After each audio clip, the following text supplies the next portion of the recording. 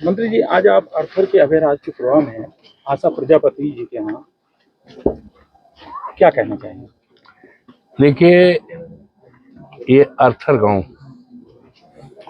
और ये पुरवा, अभयराज पुरवा और ये इलाका, ये पहले विधानसभा क्षेत्र सोहल में था। यहाँ से हम 7 बार यहाँ के सभी सम्मानित लोगों ने मैं चुनाव जीता है। तो ये मेरा क्षेत्र नहीं, हम कभी इसको क्षेत्र नहीं माने, अपना घर और परिवार।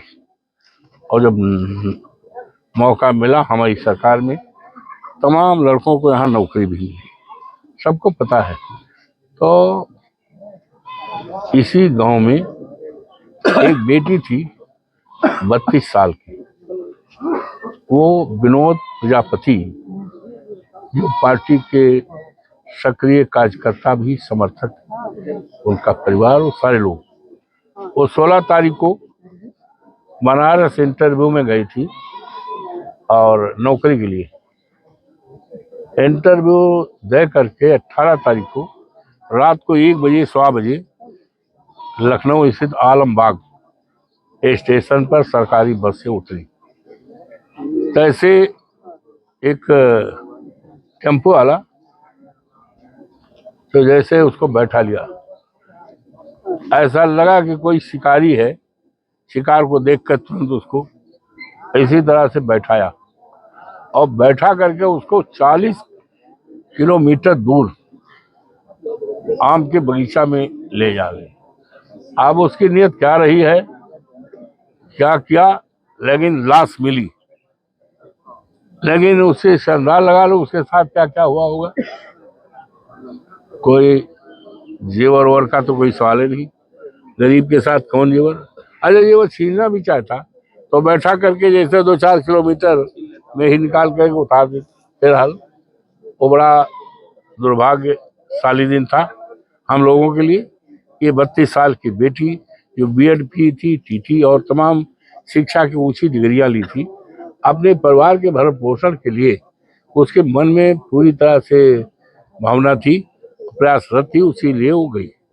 लेकिन इस सरकार में तो कोई नौकरी कहीं है ही नहीं। तो ये, और इसमें जैसे जानकारी हमारे राष्ट्रीय अध्यक्ष को मिली, उन्होंने हमें बताया और तथ्यात्मक रूप से इस घटना के बारे में लोकसभा में जब सदन चल रहा था उसी प्रांगण में देश की मीडिया के सामने सारी बातें कही।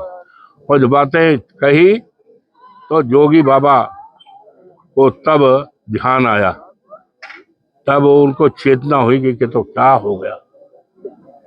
अगर जब उनके परिवार वालों ने जब 112 नंबर की पुलिस को ये कहा कि वो रास्ता बदल कर ले जा रहा टेम्पो वाला, अगर चेत जाते तो शायद ये बेटी, जिसके लिए हम समाजवादी सारे लोग आए हैं शोक सभा में, तमाम लोग इलाके का आए, दुखिंदन से आए, तो ये नौबत आई। तो ये सरकार के निकम्मेपन का और सरकार की अक्षमता का नतीजा रहा कि एक गरीब प्रजापति, विनोद प्रजापति की पत्नी, जिसका 9 साल का बेटा है, वो किसको मम्मी कहेगा, किससे भोजन मांगेगा, किससे पानी मांगेगा, किससे कपड़ा मांगेगा। बूढ़ी माँ एक 80 साल की, पूरा गांव स्तब्ध है। तो इसी मामले को लेकर के हमने पहले भी कहा था कि हम उसको श्रद्धासुमन अर्पित करेंगे और सारे हमारे पार्टी के सारे नेता लोग आए, वो किया है। तो आज ये चूंकि हमारी सरकार है नहीं, सरकार होती तो उसको नौकरी के लिए घोषणा करते, कुछ आर्थिक मदद करते, सरकार दिलाते। लेकिन हम अपने इस स्टैंड पे हैं, सरकार आएगी, सरकारी नौकरी देगी। फिलहाल उसके सम्मान में अपनी विकास निधि से, संसदीय विकास निधि से ये सड़क जो दरवाजे तक आती है, आशा प्रजापति के नाम इस सड़क को लेंगे, जो भी पैसा लगेगा बनवाएंगे। इनका जो 9 साल का बेटा है वो जब तक पढ़ेगा उसकी फीस, कपड़ा, हर कुछ, खाना पीना का सारा इंतजाम हम करेंगे। और इनकी बूढ़ी जो माँ है इसको विधवा पेंशन बनाने का काम करेंगे। और जब सरकार हमारी बनेगी 27 में माननीय नेताजी के अध्यक्षता में, अखिलेश जी के, तो इस सरकार बनने के 1 महीने के अंदर अंदर विनोद को सरकारी नौकरी देंगे। 5 और साल ये 5 समाजवादी लाख की पार्टी आर्थिक मदद की है सरकार ने, इससे कितना संतुष्ट है आपसे? ऐसा है, कोई एहसान नहीं जताया है, कोई एहसान नहीं जताया है।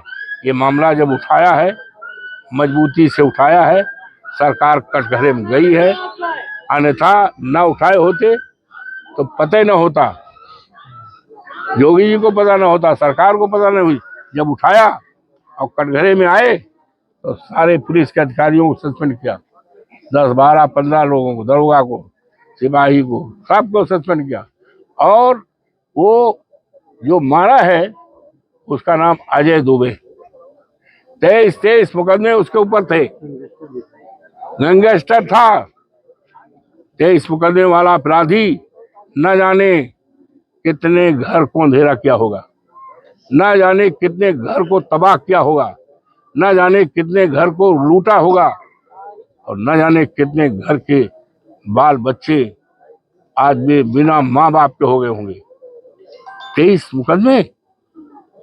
और राजधानी में जहां महामहिम हमारी राज्यपाल जी बैठती हैं, जहां पर आदरणीय योगी बाबा बैठते हो, जहां पूरी सरकार बैठती हो, और 23 मुकदमे में क्या कर रहा था, न जाने कितने लोगों को लूटा गया था। ये सरकार के, पुलिस के संरक्षण में लूटपाट कर रहा था, अपराध कर रहा था, और जो योगी बाबा की पकड़ के बाहर थे, उसका कोई मतलब नहीं है, उसका कोई मतलब नहीं। हम लोगों ने दबाव डाला। हम तो 50 लाख रुपए की, हम तो 50 लाख रुपए की मांग करते हैं, 50 लाख की मांग करते हैं, और इस मांग पर हम स्टैंड करते हैं।